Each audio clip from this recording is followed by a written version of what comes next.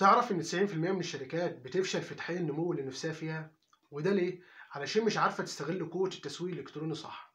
أنا حازم دياب، المدير التنفيذي لشركة دبلازا، وخبرتي في التسويق الإلكتروني خلتني أشوف شركات كتير بتتحول من شركة صغيرة لعلامة تجارية كبيرة. والسر هو فهمك للاستراتيجية التسويقية اللي فعلا بتشتغل. أصحاب الأعمال بيواجهوا تحديين. أول تحدي إنهم بيصرفوا ميزانية ضخمة على الإعلانات بس طبعا ما بتجيبش نتائج. تاني تحدي إنهم مش عارفين يحللوا السوق أو يستهدفوا جمهورهم المناسب، وده طبعا فلوس ضايعة، وقت ضايع، فرص ضايعة.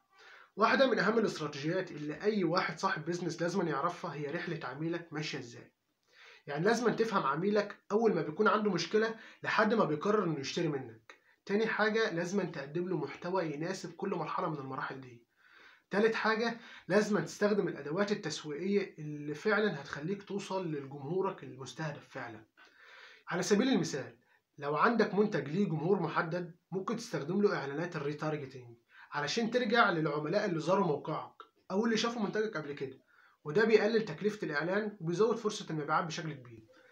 واحد من العملاء اللي اشتغلنا معاهم كان عنده متجر إلكتروني صغير ومبيعاته كانت حوالي 300 ألف جنيه.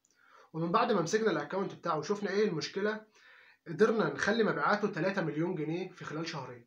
وكل ده لأننا استخدمنا في الإعلانات استراتيجية الريتارجتينج وفهمنا رحلة عميله ماشية إزاي، وكل ده من غير ما نصرف ميزانية إعلانية ضخمة. وطبعا إن التسويق الإلكتروني مش صعب، ولكن محتاج فهم واستراتيجية. ولو عايز تعرف أكتر عن الموضوع تابعني علشان أشارك معاك كل النصايح والتجارب العملية اللي مرت بيا كمدير تنفيذي لشركة دعاية وإعلان. وطبعا إن النجاح مش صدفة، النجاح قرار.